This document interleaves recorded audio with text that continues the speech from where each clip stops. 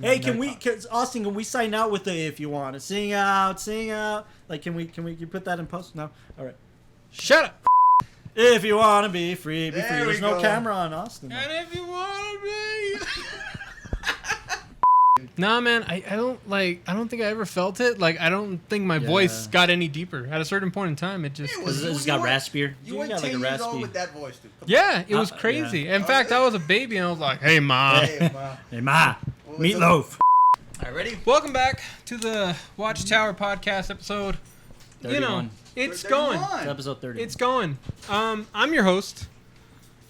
We call him Della Destroyer, but he's got many names and many faces. Yeah. I want you to have like a Barry White voice. Barry White. Oh, yeah. Where's your mic, though? So we're going to start with 5. Sexy number 4. I don't know why. All right, ready? I don't know why. Your best Barry White voice. Can't get enough of your love, babe. Okay.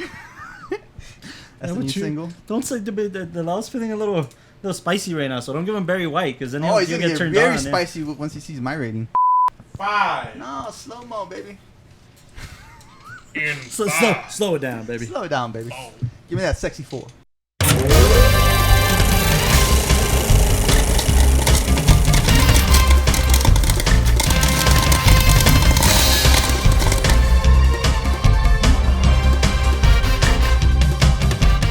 Welcome back to the WatchTower podcast, the film review podcast. Jeez. They're always on something today, so He's on something. it's He's his on movie. something. The film review podcast for the Towercast Network. I am your host, Carlos de la Torre, giving you a writer-director perspective. I have my fellow co-host, Mr. John Eric Castro. How's it going, fellas? Let's talk movies. And I got my fellow co-host, Carlos De La Torre. Thanks for that. This is Michael de la O. Hi. Okay. Welcome back to the WatchTower podcast. We are happy that you're joining us on this episode 31. I mean, we just finished 31. 30 episodes, guys. Yeah. Rush was the 30th episode. Thank you. Our producer Austin in the background is making sure we're sounding and looking good there. Sexy lady in the back. And, Thank you. Don't forget about the PA. The PA's here. The Interns here, fact checking for us. Yeah, Googling. Googling. We're gonna call her Them Mr. Googs. Google. Yeah. Her, Mr. Google. Thanks, Sophia.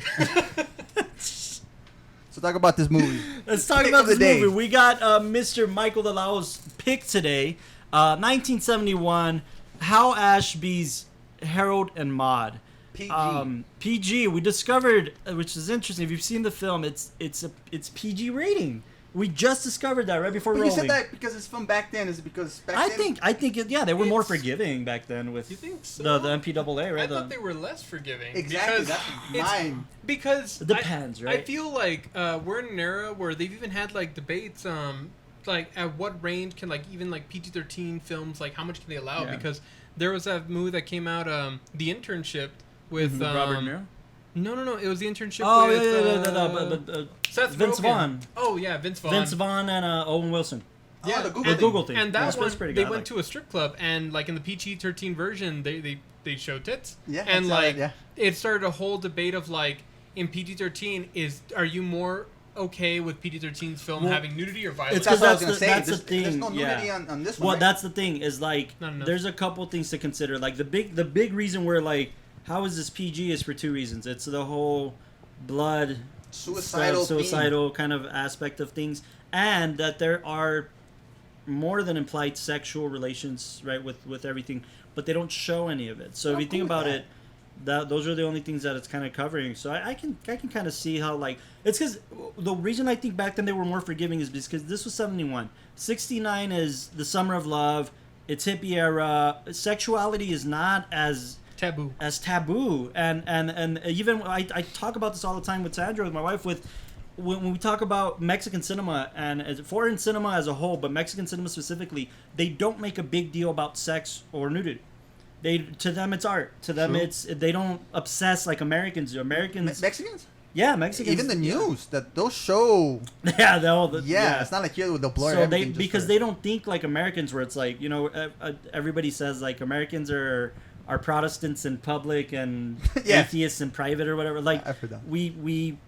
We glorify all this stuff, and like we never care that in public it's like, oh, it's taboo, we shouldn't be seeing this, our kids shouldn't be seeing this. But in Mexico it's like, it's just a body, it's a naked body, dude. Like, But even it's taboo for like back then, the an elderly lady with a young guy. Well, That's taboo? because I heard that like from my uncle and all that that he was around when they were advertising for the film, and how was it marketed? It was marketed. That's true. How can they market this? Just they marketed like a comedy kind of, like a dark comedy, romantic comedy, and all that. Yeah. But yeah, a lot of people thought it was weird. A lot of people really couldn't get into the idea of it. I mean, for obvious reasons. It seems like a very obscure kind of concept, especially on like the get-go. So he said, he had seen it later on, but initially it weirded him out and it weirded a lot of people out. So it definitely had that difficulty. At first watch, I think to this day, I mean, Hal Ashby, as a director, the only other thing he did, I mean, he did quite a few things, but like notably was a film called Shampoo. If you haven't heard of Shampoo, it's pretty great. But that film was rated R. Hairdresser, ladies' man, dynamic. You know what I mean? A very disco, very it's a 60s film too. So like Hal Ashby, this is the biggest thing he's known for is Harold and Maude. So like I think it's interesting that I think it's an era thing. I really do think it's an era thing. Like even the marketing for something like this. It had its time in place. The MPAA, which I discovered recently, is now the MPA. So before it was the Motion Picture Association of America, now it's just the Motion Picture Association. That sounds like the thing from like Dodgeball, the American Dodgeball League of America or something like that, or the it was yeah. Well, I think just because now they're international, right? They're like internationally now. Controlling all of like the releases and distribution for cinema. So I think if it was run by this then, I think they're not less forgiving, but they're at least more accepting of something like this. But still, I know it's 71, but I mean every 10 minutes there's a suicide prank. Well, all right, we'll get into that. Yeah. But first initial I'm curious to hear Castro's first because it's your first time. But this is my first time. It's your first time. Yeah, we'll go this way. Do I start off with my rating or my first start off with your rating and then give your impression. So I'm being generous. I give this a 7.5. Okay. 7.5. Yeah. Okay. Obviously the story's, normal. You got this elderly lady or this kid that's kind of like he's not part of the crowd. He doesn't connect with anybody, but then he finally finds connection with this lady that's upbeat and everything. So that's got the story going for it. Mm-hmm. What I really didn't like was Bud Cott's character. Bud Cort? Bud Cort, the really? Lead. Really? I mean, I felt like he was going to develop, and it only developed once he showed us why it happened. Right? We did that prank of the explosion, and he saw his mom kind of like fake. But that was one of the most important things of his arc. But he did go through a change, and we'll get. He did, for sure he did. Even towards the end, he's wearing clothes now. But I'll say that his arc and the way he developed isn't the way that you would see. Like I think like a lot of things. Like if you look at like the story structure for, I know we go back to like popular movies, but like the Avengers films and all that, you'll see. No. Go for my bad. I was holding him wrong. No, you're good. I was just gonna say that like for like the Avengers films, you'll see a character go at the very beginning where he's extremely arrogant, cares about nobody, and then at the very end he becomes like a humanitarian. It's this big development for the character, and in this one, it's definitely a lot more subtle. Exactly, and I get it because that's what his character. He's a guy that he's not really thinking of suicide, but that's just the way his. I kind of had beef with his performance to a certain degree, but I didn't have beef with his character. I had beef with his performance. The performance, the performance. Oh, okay. I feel like it just needed a little hint of something like. I don't know. He was the one that I kind of didn't like. Okay, fair enough. Who played the old lady, Maude? Let me get her name. She kept the beat going. She was lovable. She completed her character her performance was on point. Just the other guy, he looked kind of like Ruth Gordon. A taller Elijah Wood. Ruth Gordon. He looks exactly like I don't know if you've seen the show on Netflix. It's called Sex Ed. Yeah, Elijah Butterfield. Ozzy Butterfield. Hugo. Oh, okay, yeah. Fucking Hugo. That's Hugo. That's Ozzy Butterfield from Sex Ed. He looks the exact same. Yeah, right? He does. I agree. I was like, this completely. is just a 70s version of like that kid. Yeah. She, her name's Ruth Gordon. I mean, she's in a ton of stuff. She's one of those classic actresses, but she was lovable. I mean, she was like in Taxi, the series. That's where a lot of people know her the most. Columbo, but she was in Rosemary's Baby. So this was her era of like popularity, right? Wow. So like Rosemary's Baby to Harold and Maude. I mean, those are two very big films of that era. So she was awesome. I agree. Her performance. Any more opening thoughts? Yeah, that one, and then I guess also I like the ending. I like the whole. I love the ending. Like you think he's saying if you want to sing out, yeah. sing out. I And love then that. the beautiful, the ending. Terrific. It's terrific. Yeah, I love the ending. Yeah. Okay. Good. So 7 point what? 7.5. A generous 7.5. I'm gonna usually. No. We're going this way because I picked it. So Okay. All right. Am I moving? Is that bad? Should I go first? What? No, this guy, he was telling me right now. No, that's fine. So okay, so I don't know if generous is the right word, but I love this picture. I'd give it. Tables a turn. No. That's the good. That's what this whole show's about, right? Is like why are they turned and why is the taste a different thing? But I love this picture. It was one of those. It was one of those things when you start talking to people about cinema. And they know cinema, or you start watching YouTube videos or getting into rabbit holes about articles. One of those things that pops up, especially for that era. And if you know me, you know that I love the film school brat era, and that's the era. That's 69 through 83 is kind of that era. And this is always a standout film for anybody. Roger Ebert talks about this film a lot, and this was his era, So. It was always one of those like, oh, I've heard of Harold and Maude. Like you start appreciating cinema, and then you finally watch, and it's like, it's kind of a diamond in the rough, because it's not widely known. It really isn't. I don't think it's widely known for the common consumer. In fact, right? You even brought something up the last time when I picked this film that it's no longer available on Criterion. It's not. It's out of print on Criterion, because it really does have a cult following, I would say. Yeah. That being said, it was something I had been looking forward to a lot. I watched it again today to prep for this, and it's only been my second time seeing it. And I'd give it an 8.9. Really? Not quite 9, but 8.9. It's leaning towards the 9 side, but I'm going to stick with an 8.9. Only because there are moments in the film that I want to hear this. That I can easily turn away from. And it's part of like his development with his mom's character, but there was moments in the film where even on the first screening, I wasn't like dozing off or I thought it was boring. I was just like, I kind of know what's gonna happen. Me too. I could turn away for a second and it'll be all right. Me too. And when the film does that to me, it warrants some type of like, well, it didn't catch my attention the entire time, right? So I do give it that 8.9. I do think it's terrific. I think every scene of this film, every big scene, every major scene of the film is stand out, and it does make you think, and it does make you wonder. And I think you're supposed to walk away from this film like, am I living my life? Am I genuinely living my life? That's a great way to state it. And I mean, I think I know Delau loves this film more than anything because of Cat Stevens doing the music, but it was in that weird era where The Graduate also was in this era, right? And The Graduate, I love The Graduate. The music was made by Simon and Garfunkel. So I thought it was. I don't know how many more films if they did that continuously, but I thought the parallel for that era of like getting a famous musician.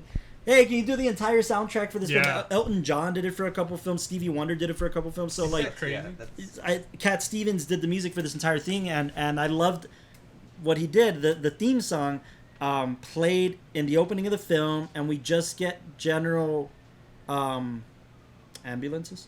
We just get general like motifs in the score of the main song, and I do that in my films. So cool. I love when they do that in this. So 8.9, it's strong. I think the story is strong. I think some of the performances, particularly with Bud Cort, were a little questionable, but overall as a whole pretty. I mean, it's because the first impression you get of the actors and the characters they're both too young for what they're playing. I mean, I didn't believe she was 80. I didn't believe he was in his 20s. Yeah, like he looked super young, and maybe that's the point, right? Like they were just trying to shock value, like oh no, he's super young, she's super old. But okay. Although I am a little in the middle about it because my grandmother's almost 80 and she looks that young, so it's one of those things where like, well, I guess I can buy it. But overall, it was terrific. this movie does have it all in the sense that it'll make you laugh, it'll make you cry, it'll make you be worried for some of the characters, it'll make you... And it'll kind of leave you, like you said, at the end, you kind of have that question of, like... Of yourself. Yeah. You didn't mention anything of uncomfortable, weird... Because I think those things are character traits that are important for Harold's character, and I don't think they're the main focus. Like, it's just funny to me. Like, there's nothing else. To me, it's funny, and even like he's a pretty good magician, man. He's a young David Copperfield. Oh yeah, no, that's the first thing I was like, hey, not just that, but like an engineer, dude. The way he turned the car into a hearse, like the Jaguar. Did you just see him with the torch or whatever, and then suddenly the Jaguar's black and it has a hearse to the back of it. But no, I didn't think I'll tell you what. When I first screened the film, I texted Eric Sanchez right away, and I was like, "You didn't watch this. I think you're gonna like these little nudges of like dark humor." But where I didn't like find it, like where I was trying to get a little bit more off of is like where he gets the gun prank. Mm-hmm. It'd be different if he only does it on himself and then he goes back and he Right. points it at her. But that's an arc, dude. That's part of the arc, right? Yeah. Like his mom didn't pay any attention, true. and then he goes through you that whole can conversation. really, yeah. That's so true. Yeah. Because you learn. My bad. Before we To the guy. that's my first impression. Man. I do think it has everything. I do think it's very niche, which is why it's not a family comedy. It's not necessarily a romance. It is, but it isn't. So I think it's very niche, and that's why it's not widely known. But that doesn't mean that people shouldn't watch it. It's Kids shouldn't watch it. Yeah, Kids should sure. Definitely watch it. At a very young That's age, terrific, but those are early my as you can go. initial coming impressions. to you, Yeah. how early did you watch this one? What was the I first? was at least like I don't think I was born yet. It was crazy. I heard. No, when was the first time you watched it? Okay, so it's a bit of a story, and I want to kind of go into Yeah, it yeah. because that like This is one of your favorites, right? This is one this of your. is the favorite, you know. Is it? Oh, that's right. I thought it was her. This is the It's number not one. top 3. It's the one. standard? Yeah. And that's interesting coming from a cinematographer because it doesn't. It doesn't have the most standout cinematography. And that's the thing. It doesn't. That's what I was thinking. I was like, I'm gonna throw that in his face. That's it. No, that's No, it's interesting. Something to talk about It's it. gonna be Yeah, interesting. you know. Like, but you don't have to defend no. it, right? If it's your favorite film. Here's what I want to say. I think this is kind of what film does, and really, in this weird kind of world we live in with so many great films, of all things, this was the one that got me into like filmmaking and like to be like cool. take that path because Okay. I think we've all had Maybe moments just on a story front. No, yeah. Or- Well, here's where I'll break into. So, before when I would watch cinema, before I thought like, oh, I want to do filmmaking, I want to do cinematography and all that. You know, I loved films that when I would watch them, I kind of walked away and I was like, let me really think about like that aspect of my life. Sure. You know, like what is love? What is friendship? You know, like why are we really so afraid of like our mortality? Because I came from a background of doing a lot of like philosophy and looking into like different philosophers and ideas. My uncle studies that stuff and I get kinda that off of teaches you, it. dude. I get that vibe. Yeah, and then also I came from like I used to do a lot more painting, you know, and I came from that kind of artistic background, and the paintings I did were very much in the vein of like trying to understand the human condition and understand like the emotions, the things we go through. So that's kind of like a pretense of like before I got into whole filmmaking, cinematography, and everything. At the time I watched this, I was doing engineering because I thought that's what you were supposed to do. Oh wow, you saw it later. In Yeah. life. Yeah, that's I interesting. saw it. This was at the cusp of me going into college. Going into filmmaking. And this is it's Where do I like, go? I know That's that this is interesting. like a weird roundabout way to come into like the film, but I saw it going like I was doing engineering and I wasn't happy, but I thought like my whole life that's what I was supposed to be doing. That's the thing, you know. Everybody does engineering and they're successful and then they make money, and I guess at some point in time you become happy and things work out. Right. And I wasn't feeling that, and I didn't understand that. And I remember having this buddy. Funny enough, he's the first one that kind of the other story. He got me into trouble, but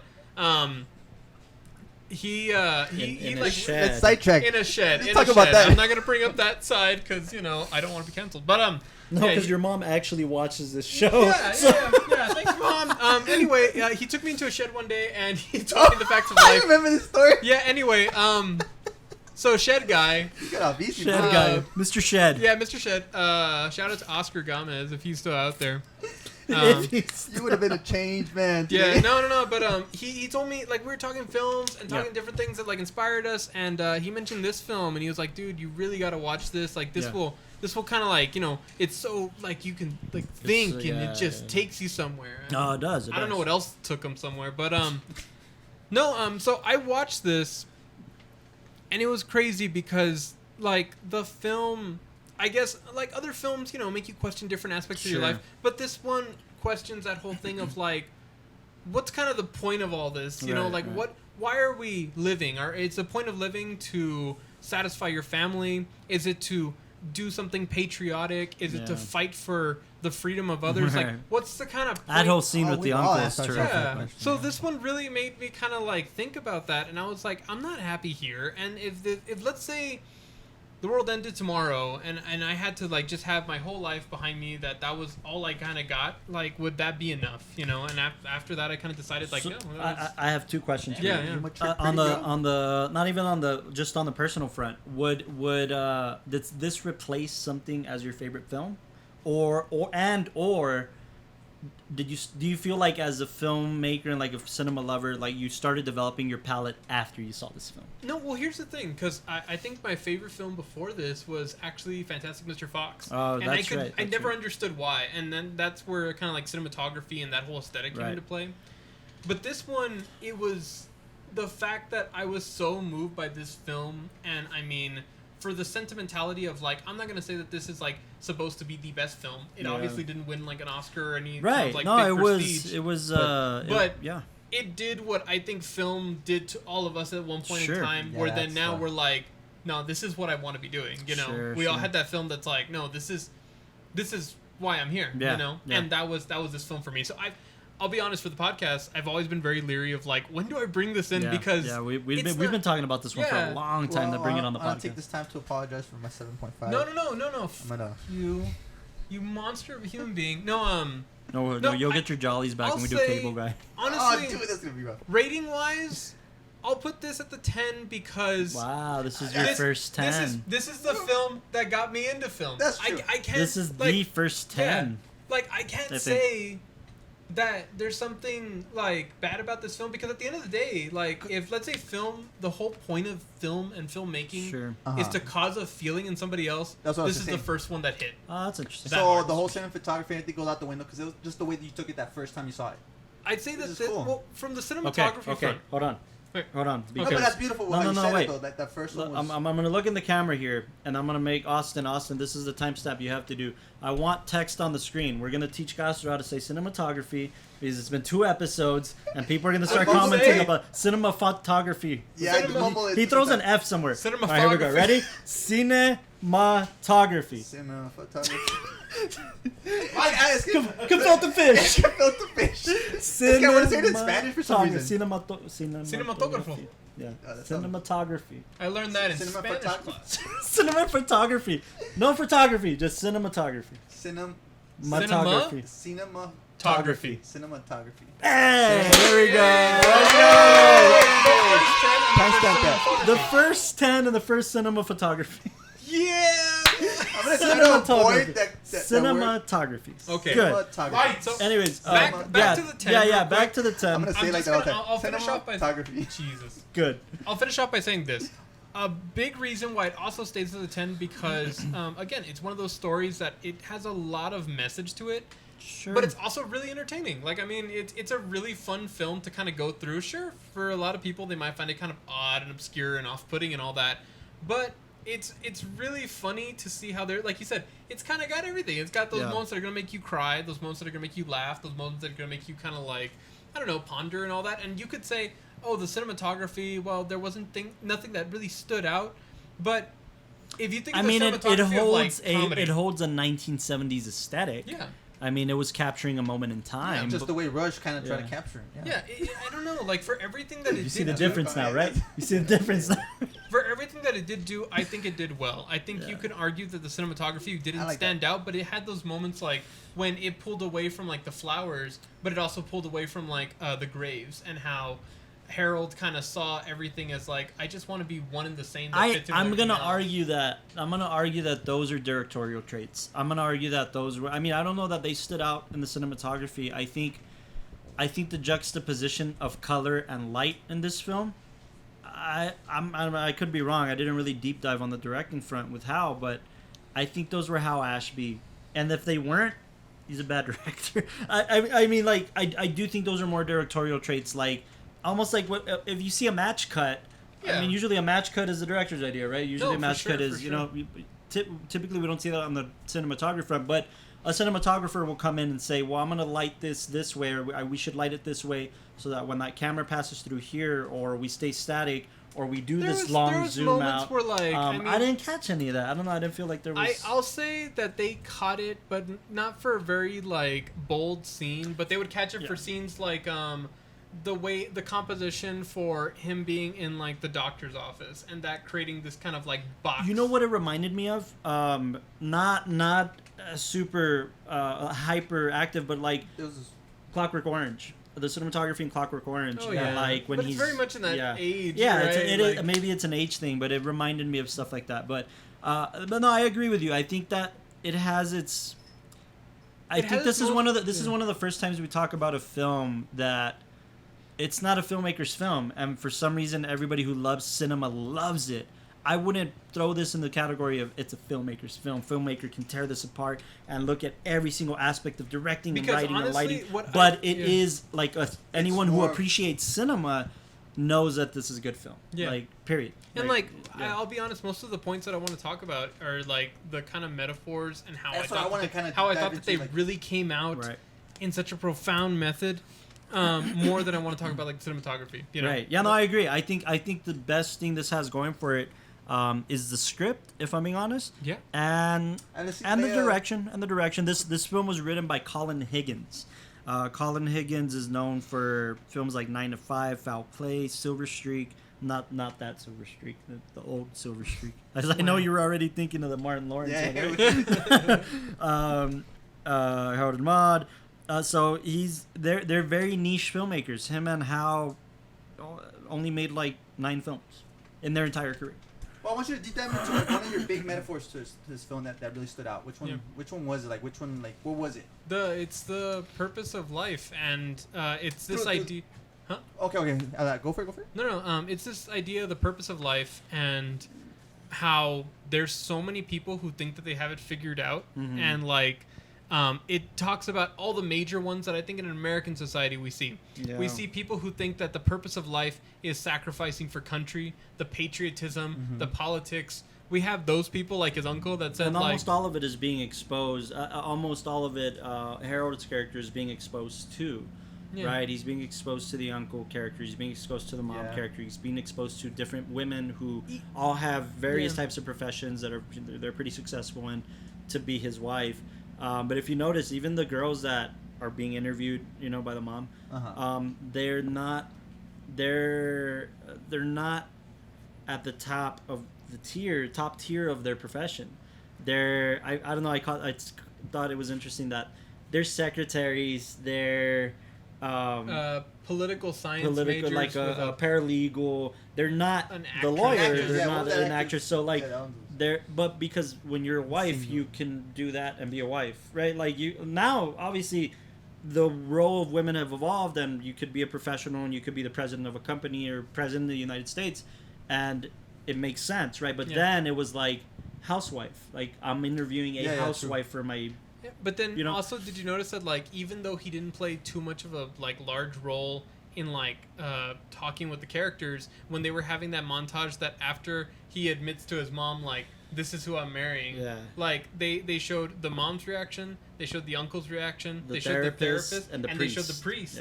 And all those are the people who gave that major opinion. Like the mom, not just that, just to get married. On the metaphorical front, those are the people pay attention to in society, right? Yeah, like exactly. A societal front, it's like the family, it's religion, it's health professional. Yeah, health professional, mental. That's pretty good. Yeah, and it's all those people that are trying to explain why you're reacting this way because of this. Yeah, it's not like, oh, that's normal, cool, good for you.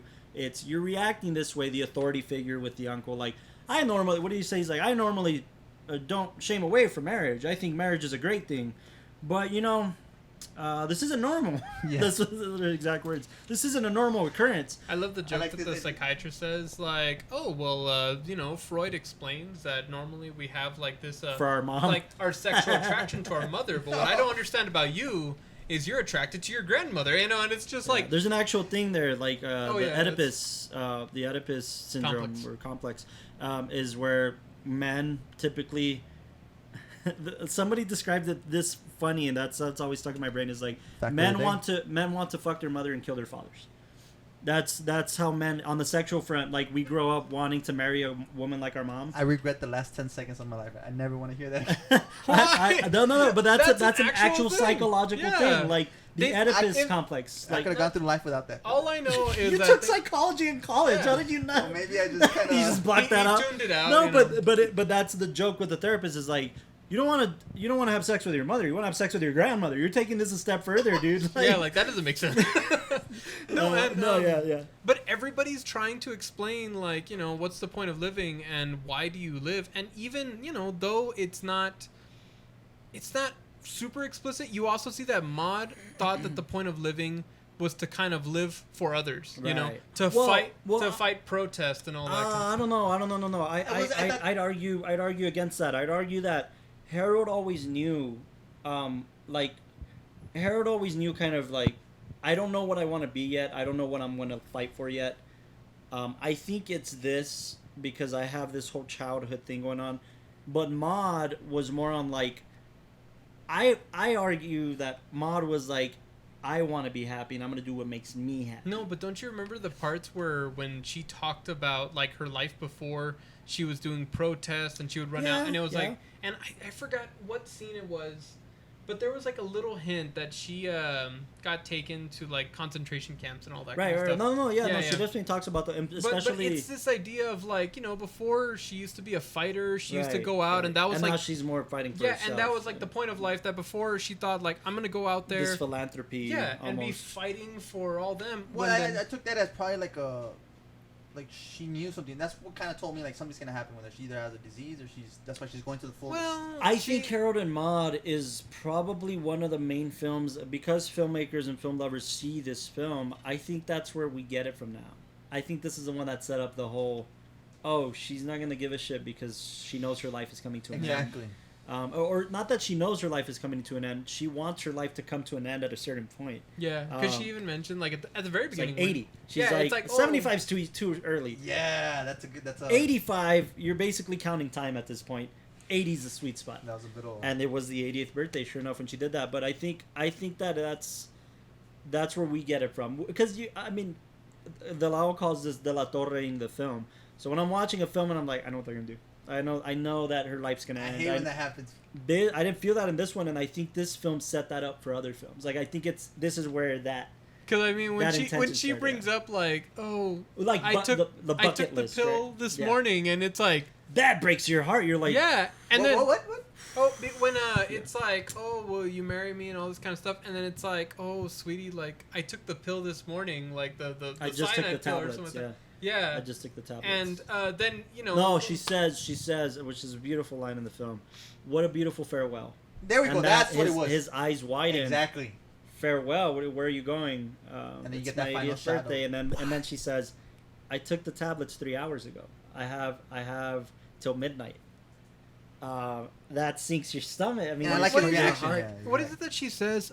Because then he's like pleading, like, please, Maude, don't go, or like, I want to like live with you, and then she's no. He says, which I thought was interesting. I do want to talk about that because, correct me if I'm wrong here. We never hear Maude. The only time we hear Harold say "I love you" out loud is in the ambulance, and we never hear Maude say it back. Yeah, and that kind of bugged me a little bit, but I understand why she did it. But damn. He says, "I love you," like in the most passion you see in this actor's eyes, and she says, "Oh, that's sweet. Yeah, go love more. Go love some in more." the ambulance, right? Go love some more. Yeah. I mean, it bugged me because I'm a sucker for love stories, so like it bugged me because it's almost, you know, when we hear that in relationships, it's like, oh shit, because she didn't love him back, but it's more about that was never the intention. Yeah, the point wasn't live for me. Yeah, the point was live for you. The intention was always to like walk this kid through one of the experience he probably, just thinking about it. Do you feel like, I feel like Harold, if he wouldn't have met Maude, he would have at some point caved to his mother's, you know, wishes. And would have married not out of love. He would have married out of commitment, not out of love. So maybe he would have never fallen in love. He may have never fallen in love, and she taught him love. Not on purpose. I think he fell in love because he fell in love, but she taught him love so that she could teach him loss, and so she could teach him, you know. Then explain the ending. Explain why he made us seem like he was going off the cliff. Okay, that's a directorial thing. No, but that's also but I mean in the story that's like the death of the old self. That's that's the full arc. That's the full arc. The full arc is this guy has been setting up the entire film from the very first scene that he wants to kill himself, that he thinks death is more attractive than life. And at the end of it, by the way, the only film that's ever convinced me to try to learn how to play the banjo, besides, you know, Austin's native country movies and songs, but we're talking about this guy, like, it's number one, it's the patch of grass where they spent this time. They had the main conversation there by the tree when they were laying by the tree. That was their spot, right? So he did it there, but we all knew. This is it. He wants to join Maude. Exactly. It's solidifying what he's been setting up the entire film. And then, what does the song say at the end? Just live how you want to live and do what you want to do. And that's the arc. That's the big arc in the entire thing. Because basically, like, you know, you even saw the stubbornness in his character before, where the mom says, "Oh no, we're gonna get rid of that hearse. You're gonna find a nice girl. You're gonna change your clothes and all that. You're gonna fix yourself up." Yeah. And then they gave him a new car, and he's you'll like, be good enough for something. Like, I'm gonna make it into a hearse because I'm still that, you know. It's such a big trait of his. Now, let's talk about another interesting scene. The gun scene that you said you had issues with. Right. I think that's kind of interesting because it shows that Harold really doesn't. I mean, he's been doing this kind of for so long, and he says, it's kind of hard to count how many times I've tried to do this. And I guess rough estimate. Yeah, rough estimate. I'm at 15, which, you know, like, he does it so often now. He's just kind of doing it and doesn't really know why. And I think that scene kind of shows that he really doesn't know if he's doing this because he's just so angry at the fact that his mother won't give him attention, or if he's doing this because he genuinely, like, wishes that, like, I don't know, like, he would die or something like that. Well, because we're gonna talk about this, I'm gonna throw this into the ring. Turbo. I identified with Harold on that front. Like, I didn't necessarily see the don't get me wrong. I caught all the metaphors, and I caught all of these parallels, but I didn't care about that as much as I cared about characters' development. All the questions that I had in my head about Harold were, well, he doesn't have any siblings, and if he does, they've left the nest. We don't know either way. His father's not in the picture, whether he died and left a shitload of money to the mom, or he's one of those busy fathers who's working all the time and isn't paying it. But he never has a beef with the dad. He never brings him up for good or for bad. He never brings up the dad. The dad is never brought up in this film. The uncle is the father figure, if you will. With the little yeah, I love that. And then it's saluting at one point when it gets he loose. Pulls a little string and it salutes, and then it got stuck, and he's just like this. So he's the father figure at this point. But I identified with Harold's character at that front more than I did with, like, these metaphors for life or for death. I kind of cared more about, like, the relationship with his mom, or the lack of relationship with his mom, and how we're not going to see necessarily a change in that, but we're going to see a change in Harold, and pointing to the fact that he's not going to care about how other people want him to live. He's not going to go back to his mom and say, I'm a changed man, I'm ready to marry mom. He's going to live his life, whatever that means, without any regard to his mom or anything like that. But what's more is, like, I'm not paying attention. I'm not going to let the fact that my mom didn't give me attention control my life anymore. And that's the arc I cared about the more. Like, the death to self thing for me was like, you know, you people go to therapy for so many years, and jokingly in sitcoms they'll be like, I finally let go of being fat in the 8th grade, or I finally let go of my dad beating me when I was 10 or whatever. I think that was this for him. Like, I finally let that go. And so like, you think he was just like, I don't know, it's gonna sound weird, but like he had like mom issues? Oh, of course, absolutely. And I think that's where I kind of jumped off the boat on that. Because it's kind of like where I come from. It's like, yo, get over it, man. It doesn't like. That's my point, though. No, but that's the point. No, that's the worst part. It's the lack of it. I mean, he's what was he? 21? 21, 22, right? 21. And nobody smacked him like, yo, who cares, man? He's rich. Man. He's a privileged kid. He grew up privileged, but more than anything, like typically, like somebody who comes up privileged that way, they get into drugs, they get into bad shit, or they become assholes.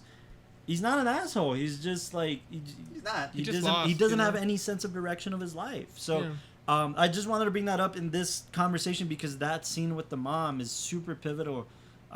Every prank scene, it's not to piss her off. It's not to scare the girls away.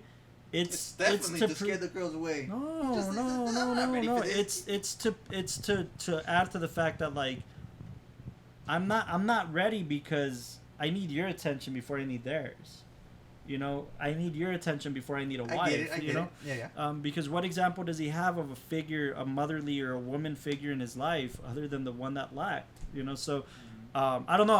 I went into a deep dive of that when it comes to the story. And what I did like about it was the whole when he first meets her at the funeral, like like the whole development of him being intrigued. Like, who is this lady? She just stole a car. Like, what's I like that. Because I think he saw that like everybody there is mourning and giving attention to the loss of this person, and I think part of him also wonders. She has a line.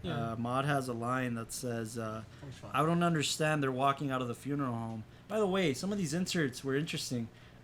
They cut to an insert of the casket while it's being wheeled out, and it says sealed.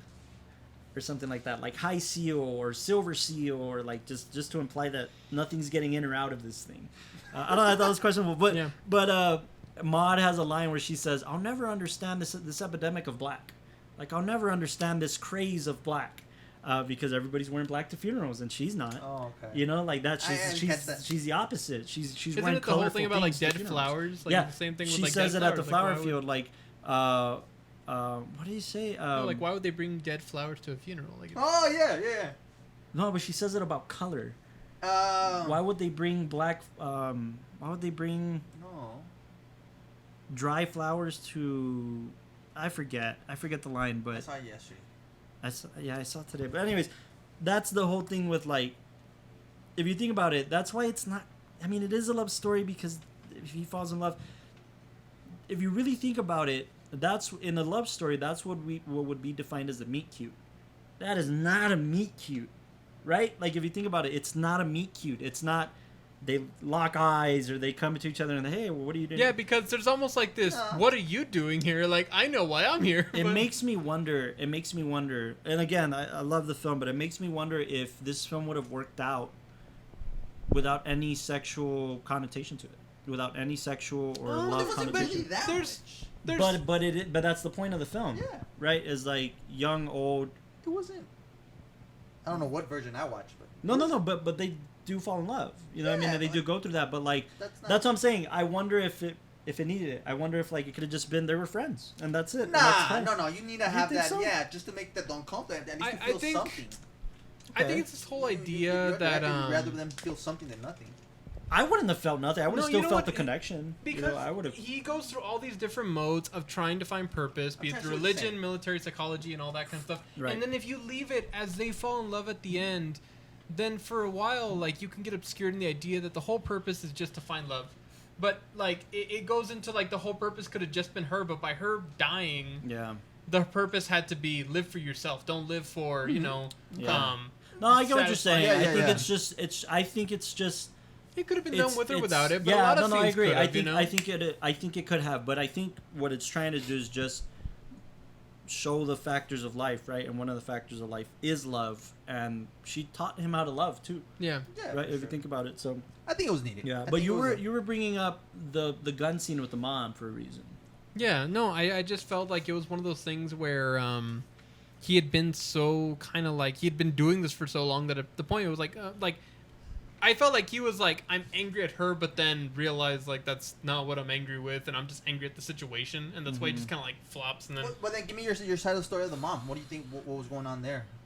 I think the mom, I think, just felt like the purpose of this whole experience was to live a proper rich lifestyle. Like she also not only represented like having a family, but she represented like, oh, the purpose of life is just to be rich and then have everything you need. Like when she mentioned how he's feeling, I mean, he's going to therapy, obviously, at a very regular pace. She tells him to go to therapy. Yeah, but like, she kind of feels like you have everything you need. Like, I give you clothes, I give you a good car, and all that kind of stuff. As if there's no emotional connotations. Yeah, and you're still not happy. Yeah. Like, the purpose of life is that you get enough money and then you're happy. Because with her... I will say, I think I would have wanted to explore... Again, I think if Harold and Maude was directed by, I don't know... Don't you dare say Martin Scorsese. No, I mean, if you've seen Alice Doesn't Live Here Anymore, it's the exact same thing. It's a story of a mother and a child, and how the child kind of hates the mom, and there's this whole thing to it. But I would have, Stand by. I would have wanted to see an exploration of that too, to a certain degree, right? Like if the film was an hour and a half, and it's a crisp hour and a half, by the way, it feels right. But if I was developing a backstory for the mom, I think the husband died. And after that, she was never the same. That's where I was at. You know? I just think, like, the mother figure, the uncle figure, all of these figures that revolve around Harold, they don't feel like they have a whole lot of depth, but it's meant to be that way because they're just to play into the metaphor. Yeah, they don't mean anything to him. Like the uncle, his whole purpose is just to do the damn salute because that's all he does, because he believes that the whole point of like life is that you give yourself for your country, and there needs to be more people like Nathan Hale. Yeah, it's like structure and discipline, and he has a big thing of Richard Nixon. Yeah, in the corner. Yeah, like that's his hero. You know what I mean? And that's the point of it. I definitely noticed that. Yeah. Nixon. I think when they have those scenes, right, where they're all like, it's the match cuts where he had the picture of like Nixon or something like that. The priest has Jesus. The psychologist has Freud. Right. Like everybody has the person whoever they look up to and all that. But it's but I think so too. I think that's a factor of it. Like they're not. Maybe that's the point, right? Like whenever you have a character like the mom who you want to feel prevalent in the film, you make them important, and it didn't seem like any of these people were important to Harold. Yeah. The mom was. The mom is obviously a big piece of it, of why he's going through this. But none of these other characters, literally, I think that's the point. Is, if they died tomorrow, they're not going to affect Harold. I'm still wondering how he got out, like when he's pouring gas on him, and then he comes out. You know what? I was trying to like rationalize that, and I mean they did it for the bit, but like I have a theory, but like I think the whole thing's just meant to be like a little bit. But I mean, he could. Which scene is this? What are we talking about? It's when the first girl comes over, and then it's like, he lights himself on fire and shit. She's freaking out. How did the second one die? Or he killed himself with the second girl? Wasn't it I remember the last one where he chops his fucking hand off in front of her. That was the second one. That was the second one? That was the second one. The last one was the Shakespeare thing. Romeo, and she gets the knife. But even that, can you think of like the fact that those types of deaths are very symbolic in like the way that people die, because the one they did, that knife one, it was meant to be like an honorable death. Like if you're gonna be going out, you go out with honor by taking your own life, and the whole Japanese tradition. The one where he lights himself on fire, during I think it was the Vietnam War, so the British were doing self-immolation. Oh, that's right. And they were doing that. He didn't even scream. Protest to basically say that this is the suffering we're going through. But it's all to like make people acknowledge what we're going through, And I mean, as far as the whole chopping off the hand thing, I'm trying to think. But I mean, I felt like those were not just random. I could throw something in there. Yeah, I'm thinking too where they take a peek if you treason or something. I don't know. Well, I was gonna say the Bible, like when we're talking about Christianity, the priests and stuff like that. Hand for. Yeah. Well, no, the whole the Bible literally has a verse where it says, if you do something wrong with your left hand, then you chop your left hand off. Yeah. I mean, as a metaphor, but it's like a sin thing, right? Like if your left eye sees something, take out your eye. Like yeah, it's why didn't he do something where like he had a heart attack or I don't know, something pops out of him? Like I want to argue that these aren't just random ways of killing himself. Yeah, that they're very they're all symbolic. Yeah, so they're all purposeful. Yeah. The gun was more like I think the gun is one of the later ones we see. I think it's like. Well, think about a gun. It's who it's pointed to. I mean, that has so much to like. Where it got me. Yeah, you can't point. You can't. I mean, you can point a knife to somebody. With a noose, basically the person who dies is the one who like puts it around themselves. But like with a gun, it's like you either choose to do it to yourself or to others. You know? I'd argue yes, but I'd argue even a step above that. I'd argue that the gun is the noise. It's like you haven't been paying attention to anything. Maybe the noise of the gun will set you off and look at me. Finally look at me. Yeah. Like this is.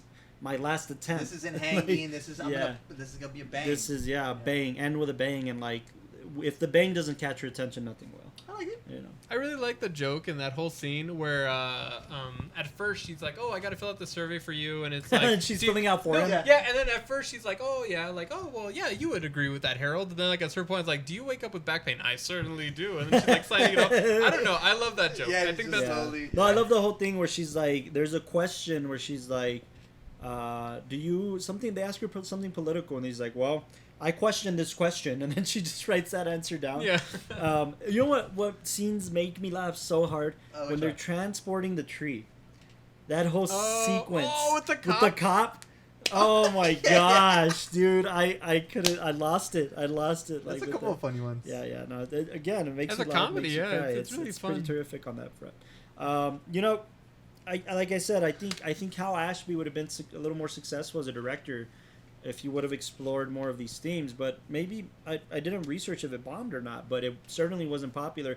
From what I read, it had a popularity following the way The Room did.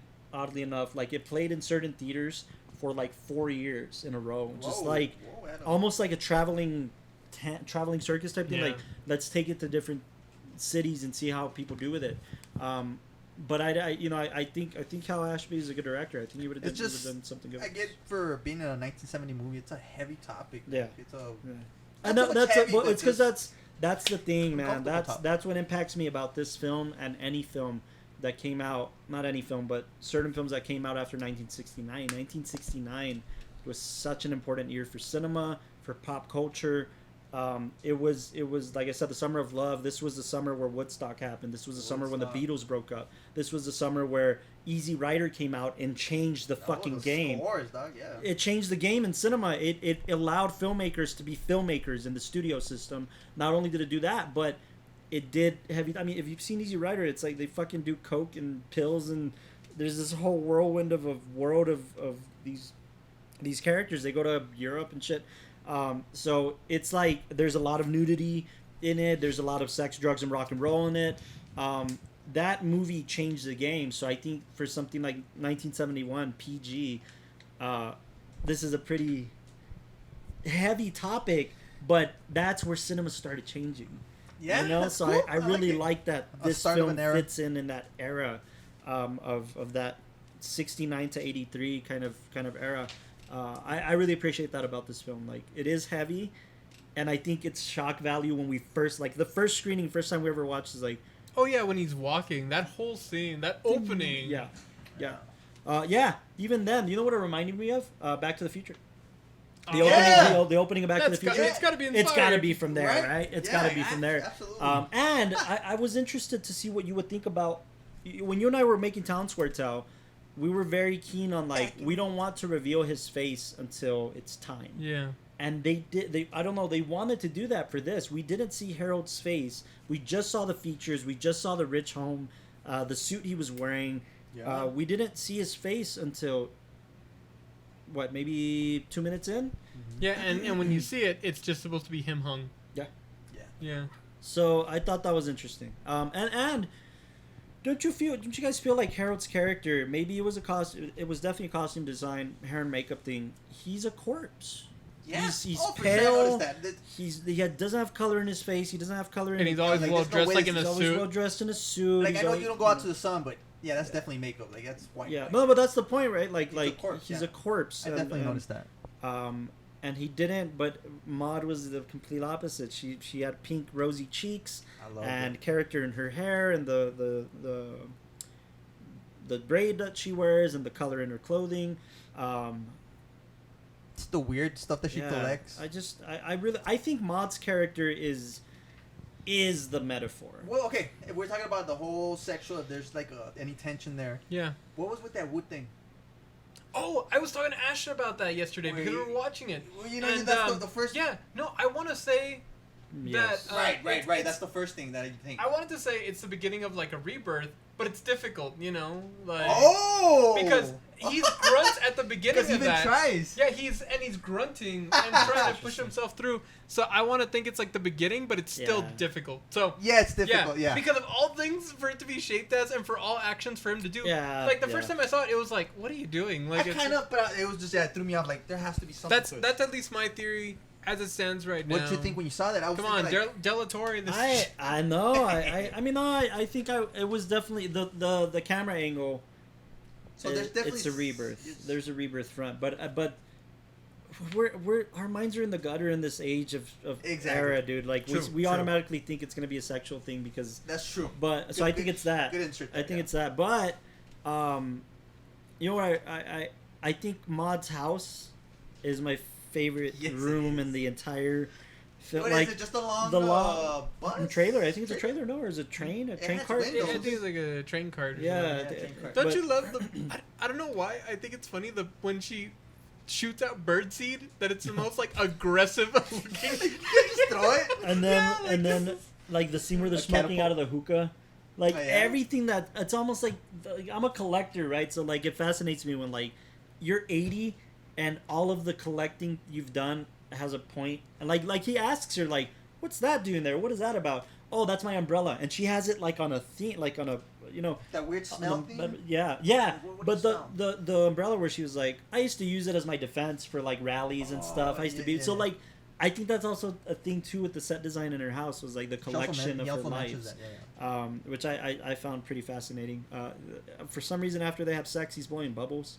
I mean, that's one way to do. We've all done it. No, but you know what? I got to tell you guys, my favorite moment in the film, my favorite line or set of lines, is when they're walking through the fields of flower, and she says, "I want to be a sunflower. They're simple, they're pretty." No muss, no fuss, right? And his character said, well, she's like, well, what would you be? What flower would you be? And he points out one of the little white flowers. And he says, why do you say that? Why would you be one of those white flowers? Because it looks like the same, like everything else. And if that's not a thing of his character wanting to be normal, wanting to look like everybody else and feel like everybody else internally, I think that's the only time in the film where he admits, like, I kind of want to be like I want to be normal. No, too. I think he says that first, and then she mentions the sunflower thing because he. But it's not. Some are bent. Some are. And then she explains she says that. Sunflower. She explains that to him. She says sunflower first. Oh yeah, it's her right. flower, and then the but white flowers. But then she explains to him like that there's look, so that much one's uniqueness. bent. That one's fat. That one's skinny. That one is grown in that direction. They're not all the same. Look closer. And I love the match cut that then it goes to the graveyard scene. Yeah. You know, from there it cuts to the graveyard scene. Was it the same scene where because that was my favorite scene where like I want to do somersaults. Oh, that's good. No, that's good. That's the feel. Like, yeah, it's like. Do it. Who cares? Yeah. That's I'm gonna look weird. Yeah, I broke my arm after I tried. Like, don't take the world so seriously. If you don't want to be so embarrassed in the world, like, no, it was a good. That was one of my favorite scenes. Yeah, I think just those lines are what makes it. And then what's more, callback. I'm trying to think of a line. When he's setting up the thing for her, and I'm trying to decipher this meaning still. He obviously decorates her house for the party, right, for her 80th. Everything's decorated in sunflowers. Everything is sunflower. And when he hands her the vase, when he's going to propose, it's a single white flower, the one he wants to be. Yeah. It's the single white flower. And this flower goes on to go with her in the ambulance, and she has it throughout her death. Yeah. And I'm trying to decipher, is that him, because he's going to propose, I want to be a part of the sunflower. I want to be a part of you as a flower. I'm giving myself to you almost. I'd say it's and then what more so, she takes it with her. This is the last person Maude sees. Like out of all of the people she's met in the world, she takes him with her to her death. Like that's the last kind of thing. And if you think about it, as young as Harold is, he's gonna meet more people. Exactly. This is not the last. This is the cusp, you know. Yeah. It's not. I don't. No, you're right. I think it is the cusp, but it's like she says, like, you're gonna love more, and he says his response is, never, I won't. And that's such. Don't we do that through breakups anyways? Deep, like, never, I'm never gonna love again. That's heavy. But in this case, like, I think it's pretty interesting. Like the flower really got to me as a staple of the film. Like, I think the flower and the meaning of the flower, of his flower and her flower. His flower is so simple and small, and it probably has potential to grow. And the sunflower is this big bulb of life, and this big thing full of color. And it's almost like she gained that size and color by living her life.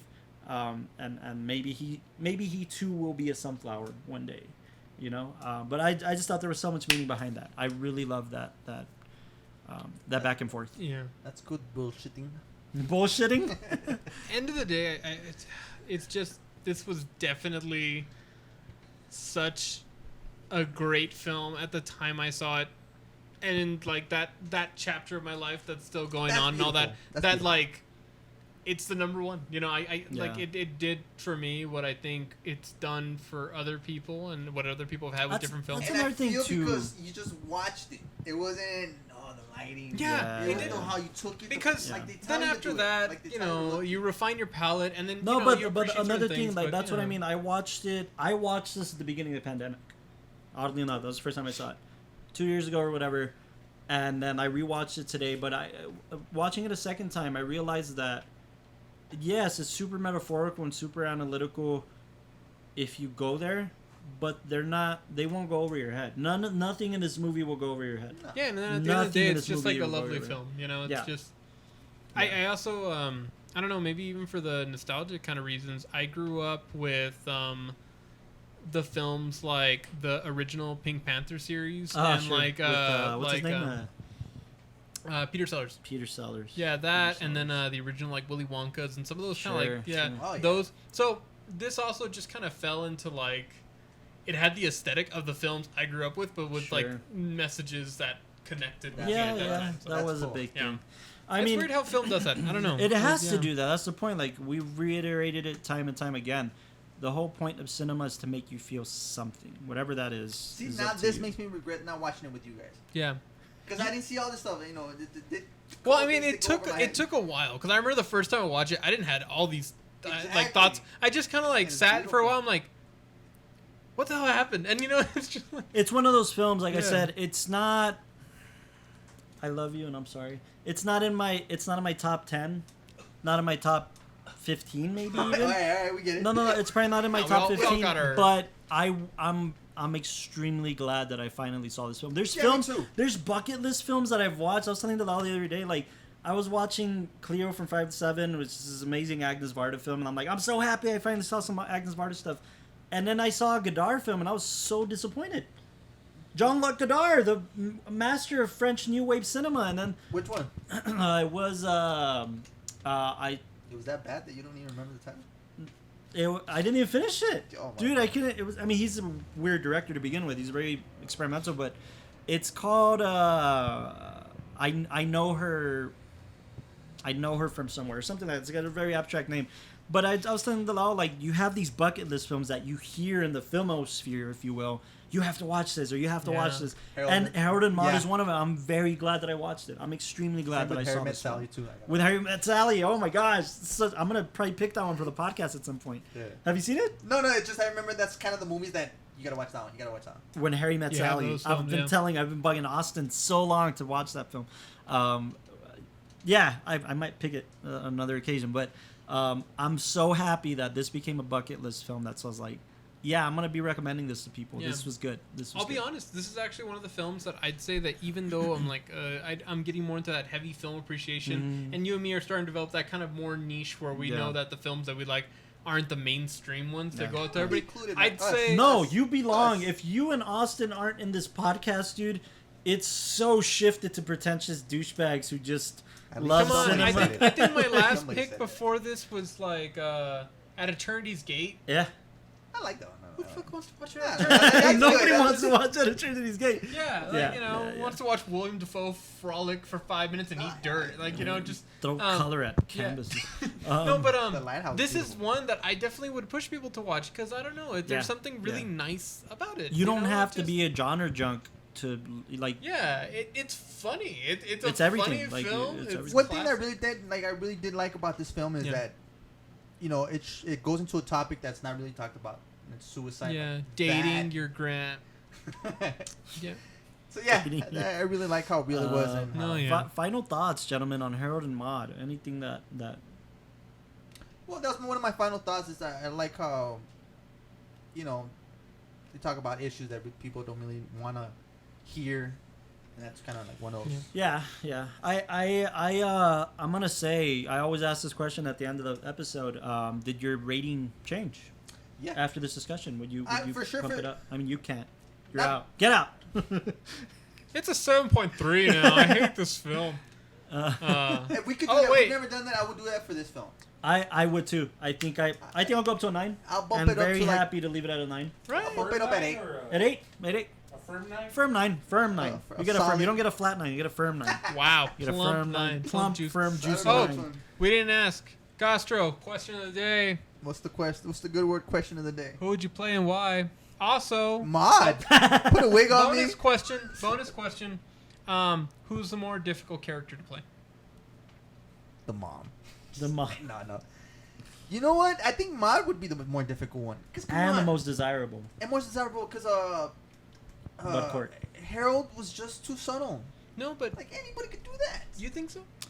I mean, think, generally, like I'll still give you no. an 8. You know what's interesting about Harold? Okay, I'm gonna learn you. Right. I think Harold's character did even like on the performance base. Maybe this was. I just thought about. Okay, hold on. Let me just insert this real quick. Yeah. I understand how his character fits to the script.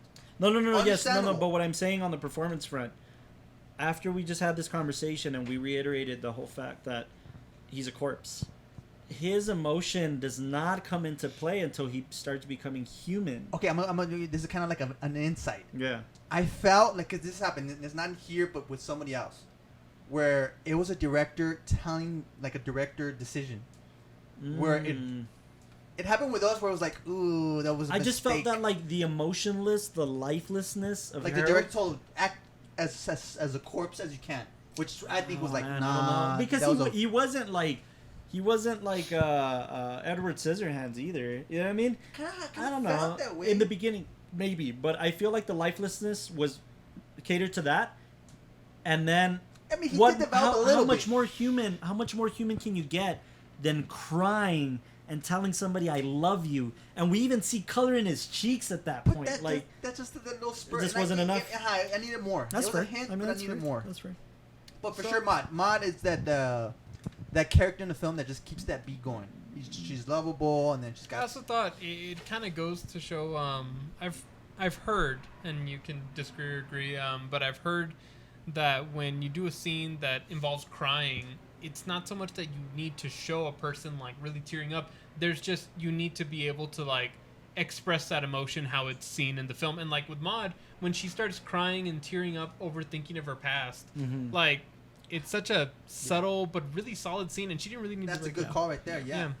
I mean, you could go subtle and it works, but she did it just enough where it shows the emotion in the character, but then she bounces back. I'm assuming you would have been much more forgiving if Harold was younger. No. You don't think so? Because I feel like you're a little forgiving. Like I'm a little forgiving when it's a kid actor. And it's a kid actor. Okay. You know what I'm saying? Like I would have been a little more forgiving, but I get what you're saying about he's good. I just those aren't choices you would have made. Exactly. Yeah. And I know I'm pretty sure, like I'm saying, like maybe the director told him that's perfect, and he wanted to do something else, but I just feel like I felt like the true. If this is a character piece, this is more of a character piece towards Maude, but I feel like Harold is the one piece of moving scenery that was played perfectly for what they were trying to accomplish. I'm not talking bad about the movie. I know it's a cult classic and everything, but we've talked about films where it's like, can you take that character, that actor, and insert somebody else? Right. We talked about that. Right. In this one, I feel like, I'm sorry, but you could do that. You would have done that for who? Maude or Harold? For Harold. No, Maude was perfect. For Harold, I feel like you could have. Who's Michael Cera. Michael Cera. There we go. Michael Cera as Harold? Sorry, Maude. Yeah, he's quirky. They were just don't be as that. I don't know about that. Not as quirky, but he has that subtle. Sorry, Maude. You know. I'm wondering. It's just like a thing. But you know what I mean? Like there's certain where it's like no. I would have put somebody more comedic, like. I mean, that's why Seth I know that. Rogen. I'm not like Jonah Jonah Hill. Hill. That way. I would have thrown like Jonah Hill in a role. I know that's the Wait, obvious thing old for me. Jonah Hill or current Jonah Hill? Medium Jonah Hill, like Really? not quite old, not quite new, but Like super bad Jonah Hill. There we go. Yeah, that was kind of new. Maude. Yeah, no, that's interesting. Rehearse, I see where you're coming from. I think the subtleties could be. Yeah, and I know I'm trying to make it sound like hey, it could have been a little bit more comedic. It could have been that, but it could have been something. Right. Not just comedic. I know that you guys were thinking that. It's just like a little hint. No, not comedic. No, not comedic. But I mean, I would have went that route. Exactly. But a hint of like more personality. I know that's the whole script thing that he's just. It's because that's my whole point with the film in general, dude. I think if the film was 2 hours, 2:15, and we could have seen a lot more character development, I would have loved that. But it's a crisp 90 minutes. Okay. It's a crisp 90 minutes. I mean, the last act is super fast. It's super fast. I mean, think about the minute he gets the... I mean, I love that montage, by the way, the final montage of the film where... Oh, and the song. Yeah, the song. The final montage of the film where Shout out the to doctor, he takes her in, and then the doctor comes out and he breaks, but he's driving the entire time, and we're cutting back and forth. Yeah. It's just terrific montage, but it was fast. It was extremely fast. Yeah, no, guys, I wore my Paramount shirt because this was distributed. I did notice that, man. It was distributed by Paramount. I don't know if noticed it, but I noticed it. It was distributed by Paramount. The opening frame of the entire thing is Paramount Pictures. But you guys should watch Harold and Maude. For sure. Terrific picture, terrific bucket list film to knock off your film. Heavy themed. Yeah. I'd say don't feel like, obviously I picked it because I felt like it really connected with me, but don't feel like it's something that's super metaphorical and you have to boggle your brain around. That's just what we do here at this podcast. Yeah. It doesn't mean we do it so you don't we do that to. With like Jim Carrey's The Grinch or something. Yeah. No, but do that with any film. Honestly, like I said, this falls like in at least the comedic range. If you like the comedies of like, the classic Pink Panther, some of that, a little bit of that slapstick, some of those like comedy, the wittiness of maybe like I'd say like the Willy Wonka, those sprinkles. The wittiness, I'd say if you like those like something classic like comedies, Sleep, nothing like if you're only into like maybe newer comedies, maybe some of the jokes might not settle as well, but it's definitely a good watch. It feels like definitely 1970s sitcoms. Yeah. Which was good sitcoms. Kind of dry. I mean, very, very good humor, very life lesson-y, very... Yeah, it's a fun film. Yeah. I'll say it's definitely one of those that it'll shock you at times, it'll make you laugh at times, it'll make you cry at times. It's got it going for it, and what's more, it's 90 minutes. You're not losing a lot of time here. It's 90 minutes. I could definitely understand why it's one of your favorite films, although I'm glad we got this reaction where it's like none of us can define. We can't deny that this was a good film. Nobody can. Is it cheating if we change our rating? No. I think it's fun. That's the point. Like after seeing the discussion of like, you get your initial that thing that hits you, and then when you have a little bit more perspective, or I'd say that this podcast is really like the film sinking in. Yeah. Because we've had times where the film sinks in, and then you hate it. Like I didn't get it. What about it? And then you're like, oh, it's this. And you're like, oh shit. Okay, that's that. I feel like no. So I think the rating change is good. Like I said.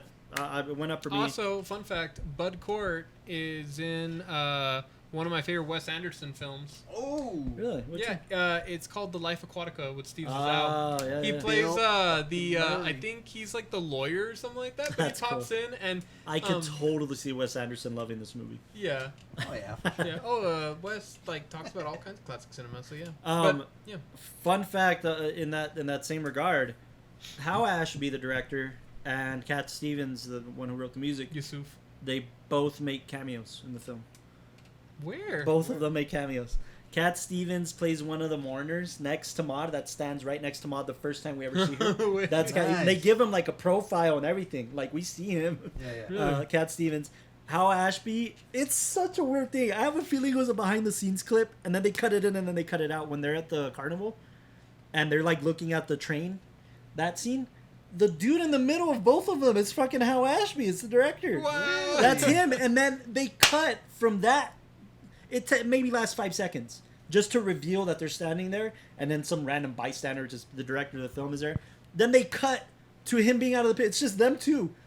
I have a feeling the editor was like, yeah, look at this. You know, it's just behind the scenes. I need to cut this. This is the tell of the scene. And Hal Ashby's like, no, leaving. Because you could even, it almost seems like Hal Ashby's giving them a director's note.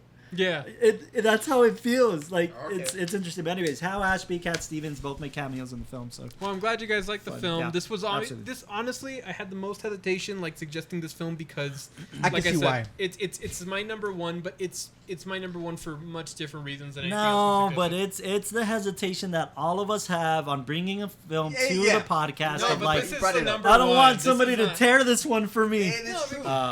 Hey, we did Good Will Hunting. I was kind of nervous. I'm like, that's no, we did all around good film. We Yoko. Stop. Yoko already hates us for bringing it up. No death sentence this episode. We're all good. We love it, Yoko. Yeah. We love you, Yoko. Anyways, guys, stay tuned for the Towercast Network. The next episode of the Towercast, we're actually going to be doing a recap for. We just had a very cool event here in El Paso and Socorro. Of the Behind the Screen Film Convention that was organized by our good friend Francisco Castañeda and the El Paso Creatives Group with Fox, his company Desert Gems. So they all organized this really cool event where a filmmaker was paired with three artists. And by the way, the work of the artist is hanging in the studio. It's here. It's here. It was amazing. It was an amazing event. We got to screen some of our newest films. We're going to do a full recap with all the filmmakers on the Towercast exclusively. So check it out on the Towercast. The next episode of the WatchTower, it's my turn, you sons of bitches. Bring it.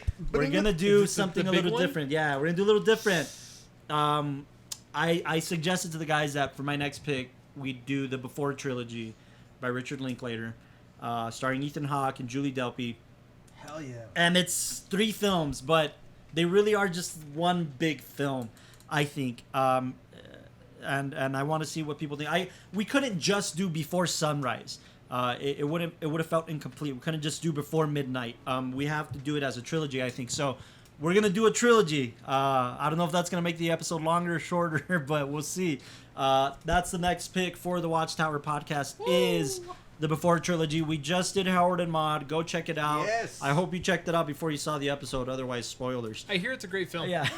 Check it out. Isn't it the 50 years anniversary of Harold and Maude? 71. Oh my God! Then maybe Criterion's bringing it back. Happy birthday! Criterion took it off. It's out of print. That's what they're saying. It's out of print. And I have it. Wait, you have it on DVD. The dog killer? Hey, I have a theory. Thank you for bringing that up. The dog killer is still somewhere in this room. And now, if you want to watch Harold and Maude, we have a reward. It's currently screening on Amazon Prime. Yes. If you're an Amazon Prime member, it's on there for free. It's a watch. It's a watch. Criterion is out of print. If you were lucky enough to get a DVD or a Blu-ray before, I should have done it. It's been on my list forever. I have the DVD. Yeah, it's going on eBay for like $100, which is ridiculous. But the DVD is only 12. Yeah. Check it out. Hopefully Criterion brings it back for its 50th anniversary. I'm hoping. Now, Criterion's now doing 4K releases, so maybe it'll re-release it in 4K or something. The first 4K release, by the way, you guys know what it was? Mod wrinkles. What? Citizen Kane. Of course. First 4K Criterion release. Still haven't done that film. We need to do it. Keep watching cinema. Keep collecting home media. We brought out some of the film, like actual celluloid. You know what I mean? This is 8mm, super 8mm that's celluloid? film. Yeah, I just brought it out to I threw out the last one. I thought it was Scotch tape that went bad. It's probably some family's so Christmas keep collecting vacation. home media. I bought some more VHSs, which I showed the guys. Pretty cool. Thank you guys for tuning in to the WatchTower podcast. We'll catch you next time. Love you So guys. long.